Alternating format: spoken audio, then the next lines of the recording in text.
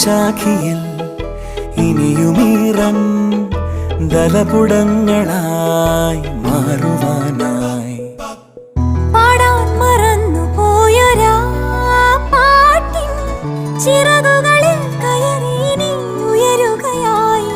മോഹിച്ചും ലാളിച്ചും നീ മണ്ണിൻ പൂമഞ്ചത്തിൽ ആവോളം പൂങ്കാറ്റെ ചാടി ഉറങ്ങും.